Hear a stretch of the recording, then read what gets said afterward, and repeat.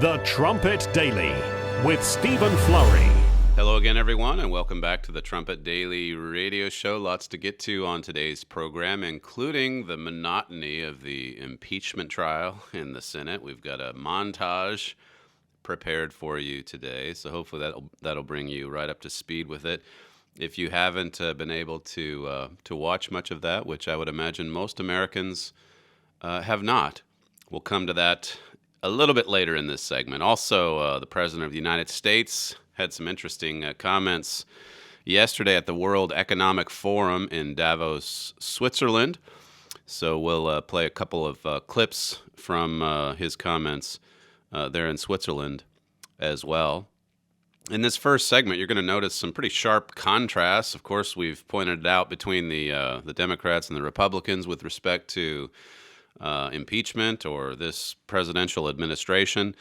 You obviously have some stark differences between the previous administration, the Obama administration, and now the Trump administration. And my father's pointed out before, clearly a new direction for the United States. But more broadly, you see quite a few stark differences between Gentile powers, Gentile police states, and the governments ruling the Israelite nations. Those governments, of course, are changing all the time. And yet, with some of these authoritarian powers, they're not only expanding their powers, in some cases, they're in for life. And all of these sharp contrasts, they're leading to colossal conflicts, colossal struggles, and clashes between nations, great nations, powerful nations. Last week we talked about Vladimir Putin's power grab, and this really does have some important implications for the whole world, for all of us. Bloomberg had a piece over the weekend. Putin the Tsar is more dangerous than ever to the United States. Putin the Tsar. This is like, it's like we're going back to the 1700s, the 1800s. You've got President Xi in China. He's the premier for life. And here's Putin the Tsar now. That Bloomberg piece, by the way, it's by James Stavridis, I think is how you say his name. He's a retired U.S. Navy admiral. And he says here, Vladimir Putin will be the czar of all the Russians for another decade and more. Only health appears likely to change the course upon which he now sails, much like President Xi Jinping in China. Putin will now be able to shape events and planning indefinitely. Now, I want you to think about some of our literature, the Kings of the East. We've got the Russia and China in Prophecy booklet. We're living in the last days. We're seeing major power blocks come together just as is prophesied in your Bible. Bloomberg said, or this Stavridis said in the article, that Putin's going to continue on with his expansionist policies. He's trying to bring more of Russia's neighbors into Russia's orbit. Of course, he wants to divide NATO and pull more and more allies of the United States away from America. And he's having some success in doing just that. Bloomberg says this, of most concern to the West, Putin and Xi can now deepen their already tight relationship with the advantage of a long, long runway. Militarily, China and Russia are cooperating as never before. Did you get that? They're cooperating as never before. Russia and China in prophecy. That cooperation will increase. It will strengthen in the years ahead. The prophesied Prince of Russia, that's the one we referred to last week. Now, that's just one article in Bloomberg. There have been quite a few other articles of late talking about this cooperation between these two states, these two regimes. Neil Ferguson here in the UK, he wrote about Russia and China on Sunday at the Sunday Times, and he said no two world leaders see one another more frequently. Xi has even called Putin his best friend. What happens in a world when China and Russia are best friends? These are leaders that visit one another all the time, strengthening those alliances, the kings of the East. And of course, this comes at a time when they've both now cemented their positions of power. They're there for good. They are there for the long haul. Bloomberg says, when I was, this is Stavridis. He says, when I was a strategic planner in the Pentagon as a junior rear admiral, we did high fives if we managed to construct strategic plan for just 5 years, which most often they fell apart if the administration changed. For Russia, so you get his point, with America, sometimes the presidents will change every 4 years. Here in Great Britain, we've had a changeover 3 or 4 of them in the last 5 years. It's not going to be like that in Russia. It's not going to be like that in China. Not for some time, anyway. It says, for Russia, there will be a single hand on the tiller.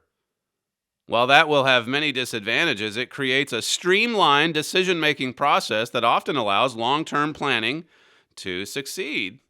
So while you have the governments in Israel, what a contrast, right? While you have the governments in Israel, they just come and go, and you couldn't be more different than Barack Obama and Donald Trump. There's some few similarities, of course. Spending, isolationism, that sort of thing. But these are huge differences between the two administrations. Putin is all that Russia has known for 20 years. I forget how long Xi's been in power, but they're there. They're set. They've cemented their positions. And furthermore, they're quite willing to wait patiently, to just move forward step by step, even if they're baby steps, to fulfill their ambitions, their goals, their dreams of world dominion. That's what it amounts to. That's what we're seeing. What a difference. Here you've got a president now in the U.S. He's very different than the previous president. But yet look at how he comes under attack. That doesn't happen to Putin.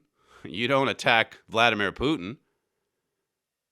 If you do attack him in Russia, you end up disappearing. We mentioned last week the real persecution against the media, against journalists. It's happening in places like Russia and China, not in the United States, because a president gets up and says it's fake news. That's not persecution. That's actually the truth.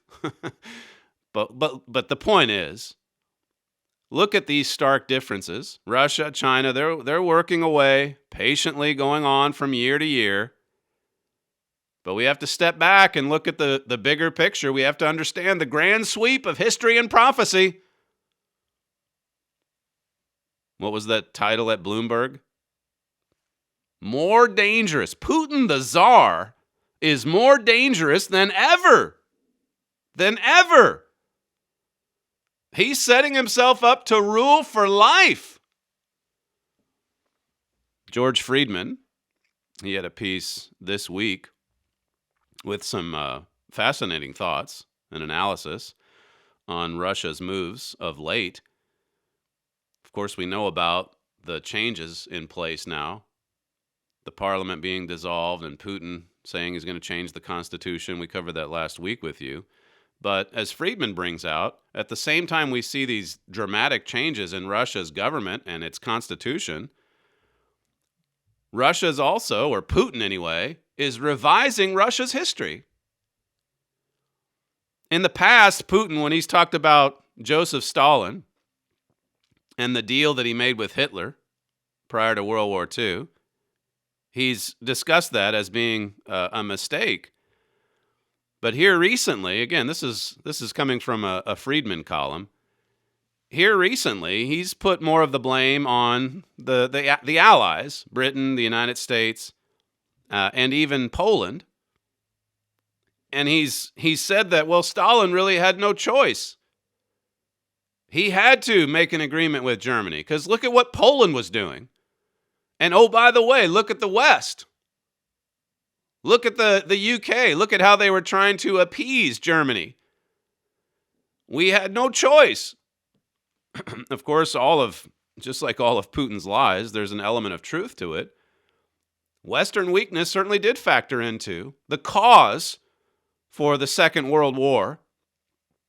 But here comes Putin. He's now revising the history, saying that Russia dividing Poland and Eastern Europe, coming to an alliance with an evil dictator. He's saying that really that was a good thing.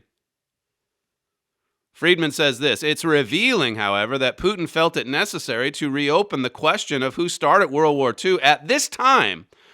Putin is not a casual man, so he didn't do this carelessly. After announcing the shakeup of the Russian regime, he decided to charge Poland, France, and the UK with responsibility for World War II, cleansing Russia of any wrongdoing in allying with Hitler. See, we didn't do anything wrong. This alliance with Hitler that's there in our history, that was actually forced upon us. We had no choice. Who's to blame? Well, it's Poland. It's France. It's the UK.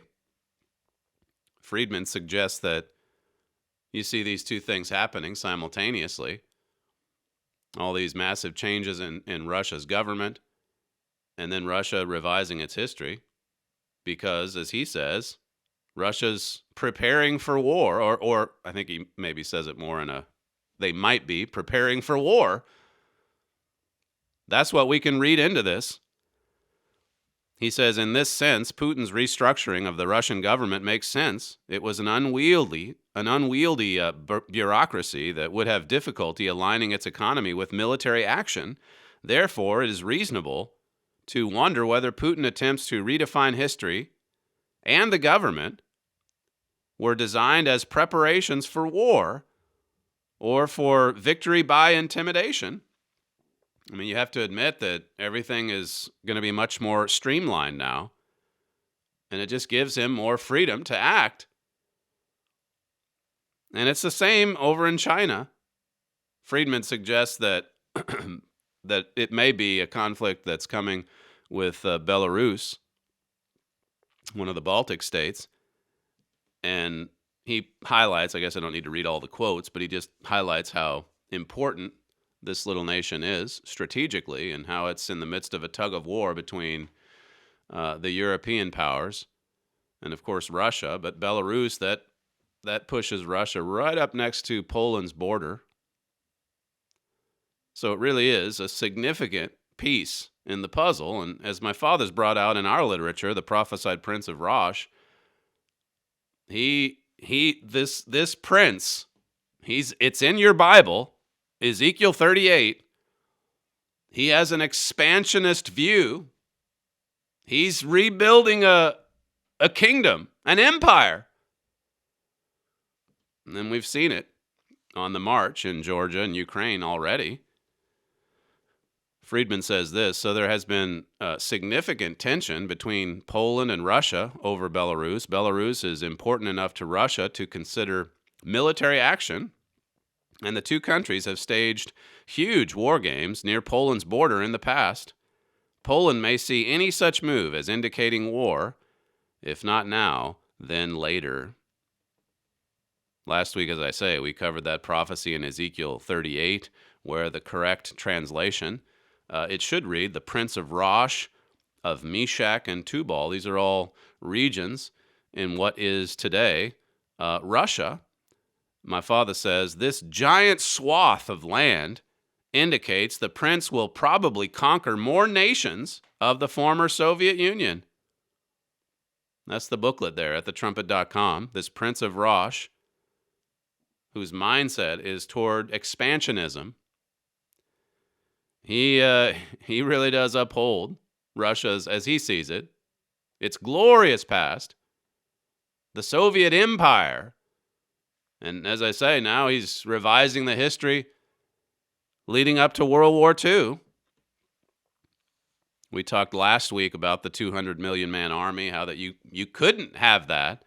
It would be impossible unless you had many of these states in Asia that have massive populations coming together in an alliance. And of course, that's what your Bible says will happen. The kings of the East, the kings, plural, Russia and China in particular.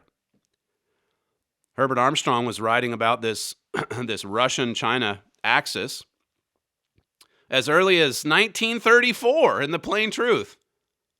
Almost 100 years ago. 86 years ago. He said in The Plain Truth, 2 great military powers will arise in the last days. One, the revival of the Roman Empire by a federation of 10 nations in the territory of the ancient Roman Empire. The other, it says, Russia with her allies, possibly China or Japan. Now, if you look back even at the recent history of the past 86 years, since that was written, toward the end of the Cold War in particular, Russia and China were hardly friends, certainly not best friends. In some ways, they were enemies. And now look at them today. Neil Ferguson wrote on Sunday, these 2 world leaders meet more than any 2 in the world. President Xi, President Putin. What a stunning turnaround. I guess if you could even call it that. It's an accurate prediction based on the sure word of Bible prophecy. Mr. Armstrong was writing about it in 1934. And of course, we've written all about it in those 2 booklets I mentioned earlier. Yesterday, President Trump was in Davos, Switzerland for the World Economic Forum, and he was there talking about the resurgence. Here's a Fox News montage of President Trump talking about the positive signs in the U.S. Regarding its economy. Clip 6.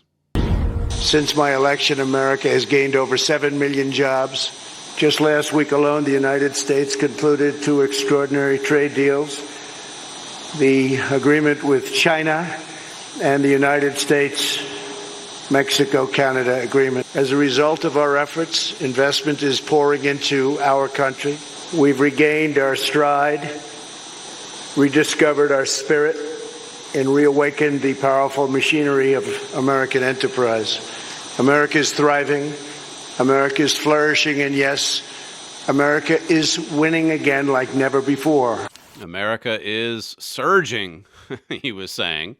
It's thriving. It's winning again. It's flourishing. The Telegraph here in the UK talked about this conference at Davos, saying that environmental issues have dominated many of the speeches, particularly with the wildfires in Australia. And the president made these remarks with respect to the climate change activists, the extreme climate change activists. I thought this was interesting. Clip 1. This is not a time for pessimism. This is a time for optimism. Fear and doubt is not a good thought process, because this is a time for tremendous hope and joy and optimism and action.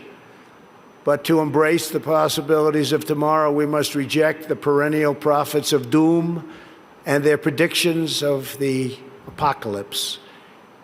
They are the heirs of yesterday's foolish fortune tellers, and I have them, and you have them, and we all have them. And they want to see us do badly, but we don't let that happen. They predicted an overpopulation crisis in the 1960s, mass starvation in the 70s, and an end of oil in the 1990s. These alarmists always demand the same thing: absolute power to dominate, transform, and control every aspect of our lives. That's the president pushing back at these climate change extremists and exposing all the instances where they got it flat out wrong. And a lot of the press here in the UK, of course, took it to be a not so thinly veiled swipe at Greta Thunberg, the teenager, who's now become the face of the climate change movement. But I thought what was interesting there is particularly that statement where he says we must reject the perennial prophets of doom and their predictions of the apocalypse. Now, in what we've written at the Trumpet about climate change, my father had an article in February of 2018, and we've had many others along the way. But of course, he talked about what the Bible says regarding weather-related disasters and what the real cause is. Now, this is a message that's not going to be well received within even the traditional Christian world. God says it gets back to our sins. My father then also, and you know this if you've been regular listeners, in that saving America from the radical left temporarily, that was 1.5 years ago, he talked about, again, a type of the prophet Amos, this is from Amos 7, of course, coming on the scene and warning the people of Israel, warning the United States of God's impending judgment. And the prophecy says that they will not receive it. So it's not hard to cheer him on when he's pushing back against these radical leftists. But your Bible says he'll also push back at a message that says these things are being caused by our sins. We are to blame. And then you add to that so many of these prophecies that are unfolding right now. I mentioned the kings of the East. Mr. Armstrong talked about the Federation of 10 Nations in Europe. That's coming too. But think about all that happens.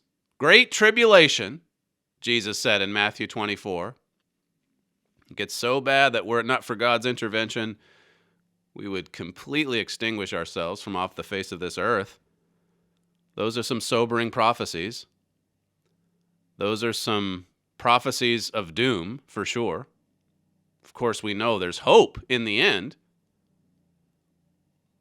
But Amos 7 shows us that there's a Jeroboam leader that's not going to receive that warning, that message of doom as he sees it.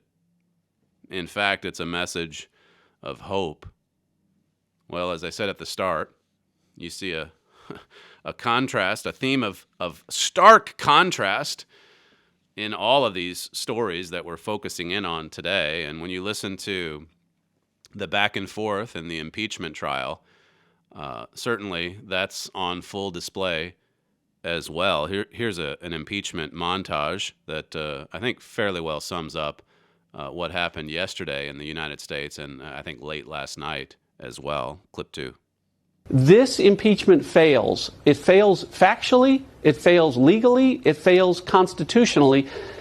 This is going to be like killing a fly with a sledgehammer. The House Democrats had a weak case, even on a slanted playing field where they made the rules, changed the rules, and broke the rules to their advantage. On a level playing field, it's going to get ugly. That the president claims monarchical powers. I can do whatever I want under Article 2, says he, and then acts on that. Defies everything. Defies the law to withhold aid from Ukraine.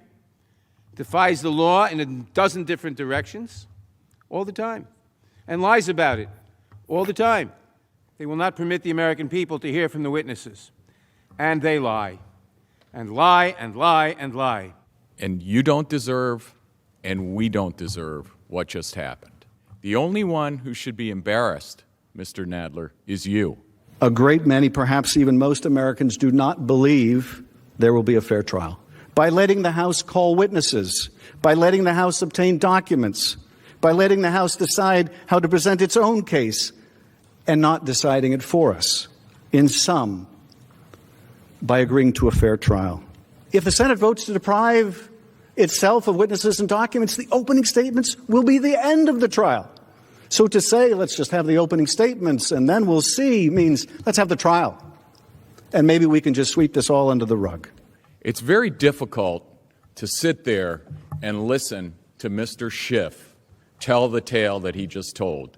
They're not here to steal one election. They're here to steal 2 elections.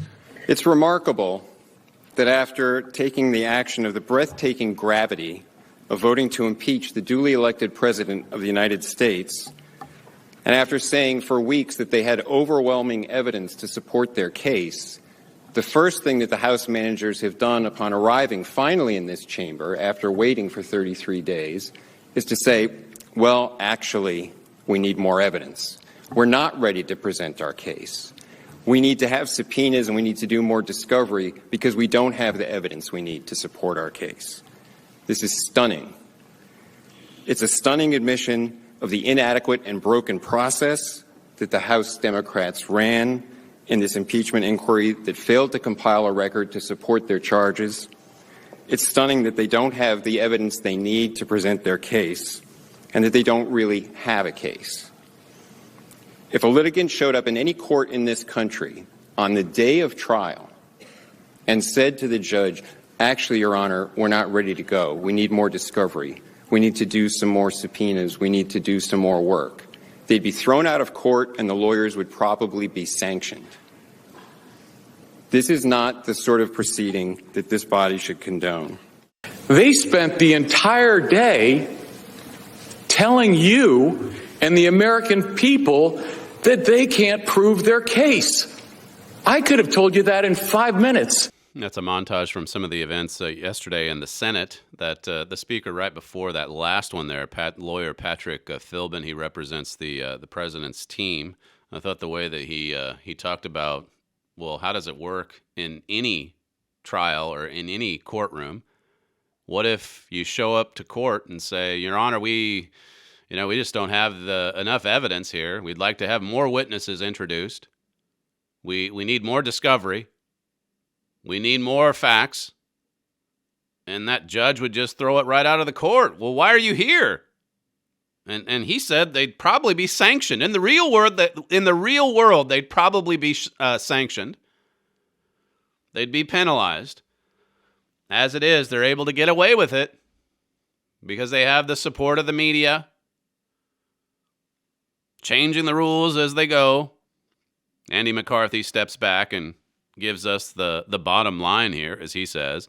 No matter what the president may have wanted the Ukrainians to do, nothing happened. Ukraine got its defense aid without any compromise to its security. Zelensky got his audience with Trump. And Kiev was not required to conduct or announce any investigations. No crimes. No crimes. And so what they're going after is what the president might have thought in his mind. They're divining a motive, as William Barr once said.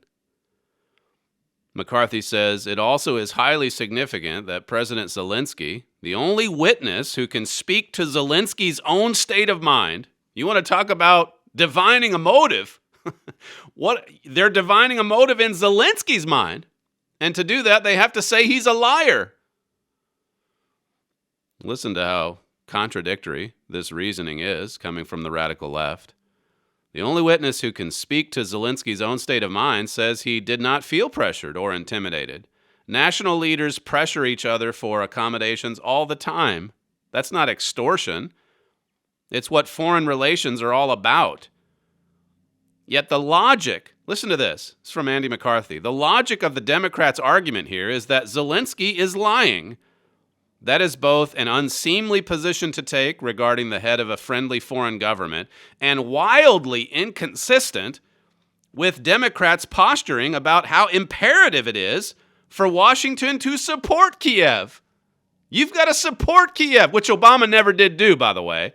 But here are Democrats saying you've got to support him. You can't delay that funding. And oh, by the way, Zelensky's a liar. When Zelensky says Trump never pressured him, he's lying. They don't say it outright, but that's what you have to conclude, to believe what they're saying. That's Andy McCarthy at, I think, National Review. Let me just return you to Pat Philbin, one of the attorneys who in this piece or clip talks about the Democrats saying that, well, this is unfair, this process, it's not fair. This is clip 4. We've heard Manager Schiff say several times that we have to have a fair process here, and I was struck by it that at one point he said if you allow only one side to present evidence, the outcome will be predetermined. The outcome will be predetermined. That's exactly what happened in the House. Let's recall that the process they had in the House was one-sided. They locked the president and his lawyers out. There was no due process for the president. They started with secret hearings in the basement. The president couldn't be present by his counsel. He couldn't present evidence. He couldn't cross-examine witnesses. And then there was a second round in public, where again they locked the president out. They're guilty of exactly what they're charging. Finally, they get into a forum where the president's team has a say. They get to present their arguments, and they know they have no case. That's why you heard in the montage there Ratcliffe saying this is like killing a fly with a sledgehammer. Now that it's in a fair forum, now that it's not completely lopsided, they're going to be exposed. And they're being exposed. One final clip from Philbin, clip 5. So when Chairman Schiff says here that if you only allow one side to present evidence, that predetermines the outcome, that's what they did in the House, because they had a predetermined outcome there, because it was all one-sided. And for him to lecture this body now on what a fair process would be takes some gall. It does take some gall, but these are people that have had no problem with lying to the American people, lying to television cameras, lying to reporters. Going back to the Obama years, they bragged about it. They bragged about how easy it was to create a false narrative. Victor Davis Hanson at National Review, again, just to focus in on some sharp contrasts, he says the frenetic opposition to Donald Trump by the Washington establishment, the new progressive hard-left Democratic Party, and in particular, the veterans of the Obama administration, has led to the ruination of a number of hallowed protocols and customs.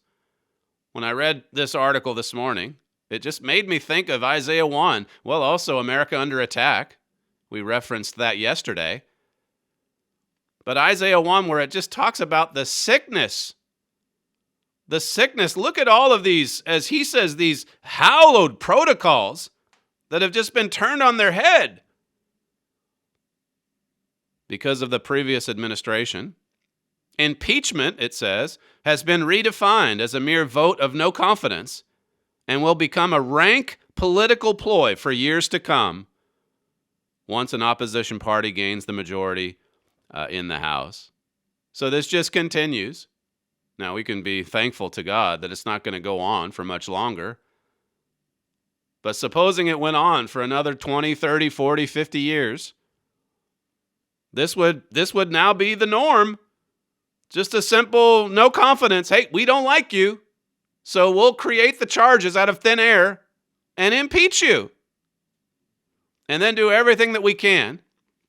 If it switches over to the Senate and we don't have the numbers there, we'll do everything we can to try to peel away some weak Republicans. We'll do everything that we can to try to intimidate and pressure. We'll do everything we can to turn loose the major media on our opposition. We'll spread lies. We'll set off a propaganda campaign. Everything. We'll pull out all the stops. Hansen says whistleblowers are now more political operatives who work with the opposition party to disseminate second and third-hand rumor. The FISA court has been disgraced.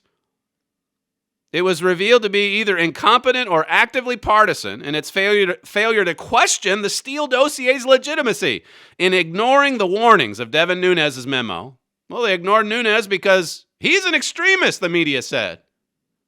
He's a dunce. He's a California farmer. He doesn't know what he's talking about. He's a partisan. So here's the FISA court, and they just completely reject. They completely reject Devin Nunes's warnings. And then also that Landmark Legal Foundation, we went through that a few weeks back. They submitted a brief to the FISA court, disregarded it, ignored it. The FISA court didn't come forward and say, well, I guess there are some problems. Not until the Horowitz report.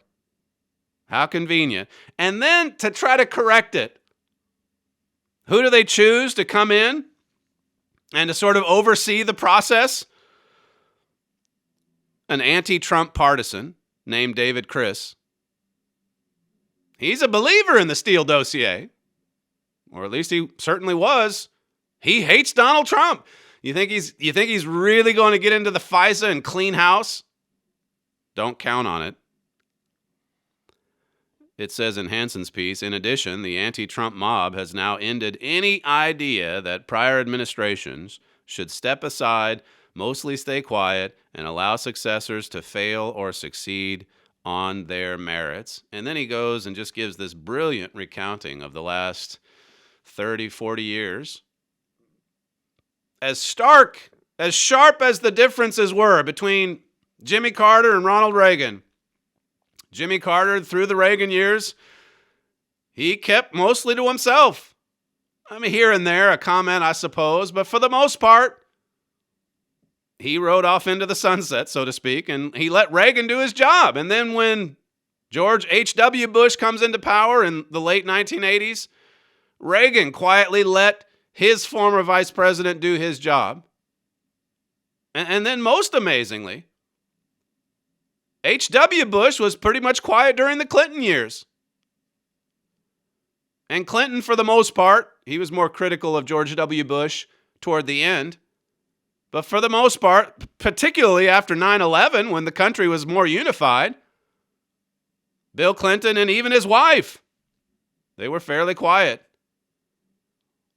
And then you come to Obama. Now, just to finish close the loop there, you have George W. Bush, who said hardly a thing during the Obama years.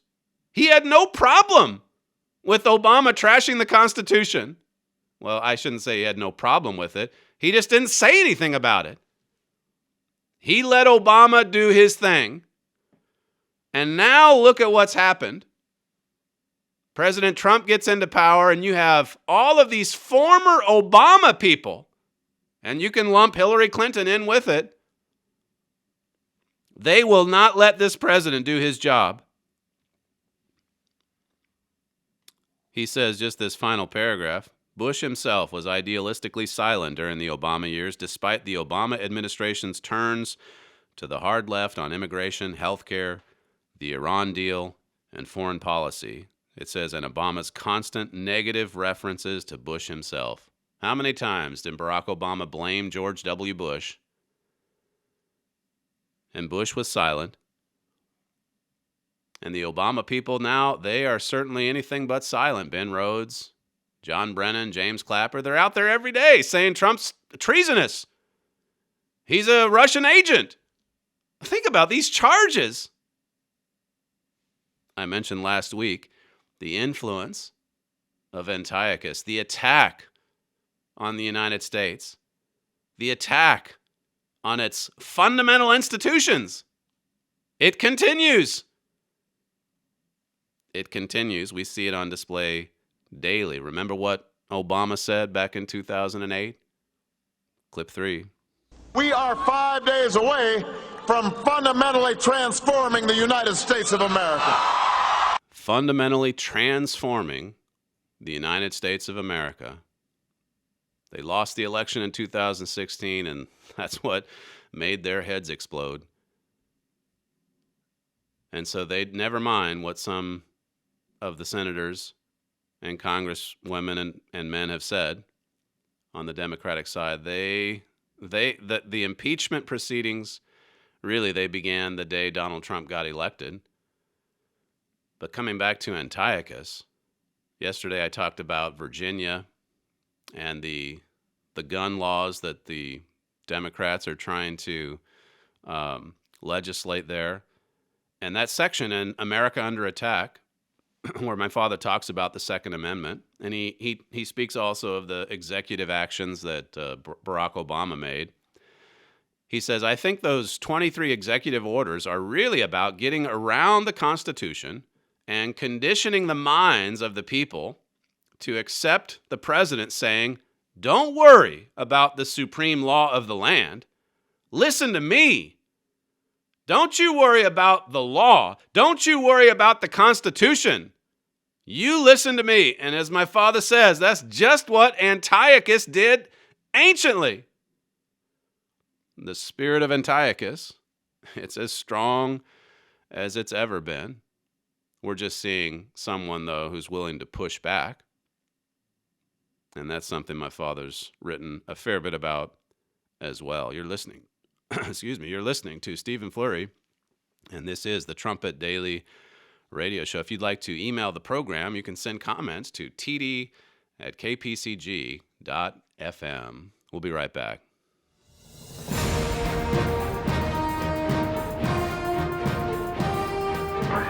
This is KPCG-FM, and this is the Trumpet Daily. To America's founding fathers, character meant everything to the success of the nation and its leadership. The Constitution was based upon the fundamental principles of religion and morality. These were the primary building blocks of the American nation. George Washington said, "The foundations of our national policy will be laid in the pure and immutable principles of private morality." Character was no minor issue to America's first president. He regarded it as the basis of national policy. Where did the Founding Fathers develop these ideas? Many of these principles stemmed from the Holy Scriptures. The Bible provided early Americans with the instruction and guidance of how to properly govern one's life. These beliefs helped build a nation of strong families and upright leaders. Today, America has dismissed the Bible as the foundation of developing righteous character. Men now leave it to themselves to determine right from wrong. Where has the rejection of biblically based principles led this nation? There is a cause for these effects. To understand the course of events that have led this nation to its current state, visit thetrumpet.com and click on the Literature tab to request our free booklet, Character in Crisis.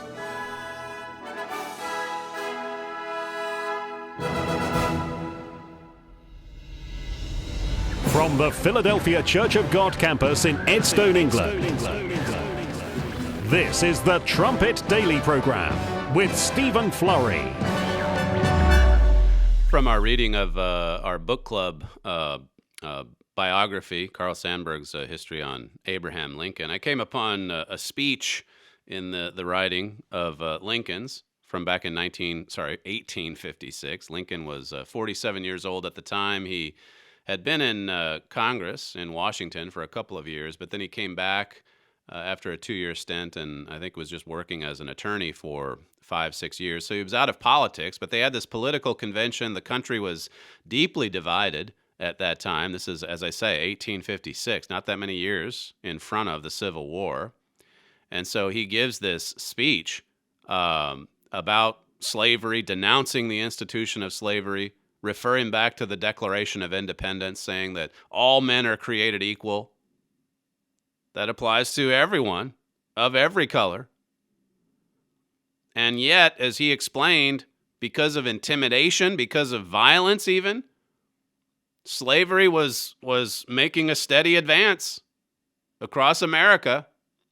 It was a hot-button issue in Missouri, in Kansas.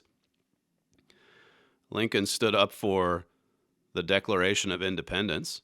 He stood up for God. He said, "But as sure as God reigns and school children read, that black foul lie can never be consecrated into God's hallowed truth." You can't justify this. You certainly can't call upon the Bible to justify it. You can't call upon the Declaration of Independence to justify it. Well, the point I want to make, just to take a little bit of a left turn here, is that this speech that he gave, this speech was so mesmerizing that the journalists that were there to record the thoughts or the statements, the speech, it went on for 90 minutes. A lot of them just put down their pens because it was so captivating. This is the way Lincoln communicated. He's 47 at the time, and he was obviously preparing for greatness. And in this particular case, the speech was sort of a coming out party for him, as people thought, that's the best speech I've ever heard, and this is presidential material right here. Doris Kearns Goodwin, in her book Team of Rivals, she says, before speaking against the Nebraska Act, Lincoln spent many hours in the state library studying present and past congressional debates so that he could reach back into the stream of American history and tell a clear, reasoned, and compelling tale. He would express no opinion on anything, Herndon observed, that was his law partner. He would express no opinion on anything until he knew his subject inside and outside, upside and downside. Before he spoke about it, he had to know about it. He had to know everything about it. If he didn't know about it, he kept silent. To speak on it, to take a position on it, he had to really study, and thoroughly. Earlier this week in our Churchill class, we talked about the wilderness years, the 1930s, and how that, as I was telling the students, you think about descending into the wilderness, you don't really think of, a beehive of activity. You think of, just kind of a loner sitting on a stump looking at a pond or something like that, maybe filling up your journal. But the wilderness years, when you think about the 1930s or consider the output coming out of Chartwell, what Churchill was producing during those years, he was a political outcast. During those years where he was basically at Chartwell most of the time, this was his place of refuge. During those years, he wrote 11 books and more than 400 articles. So the one historian says that his so-called wilderness years were in fact his most fertile years. This was when he was really thinking about and preparing for the great conflict of the 1940s.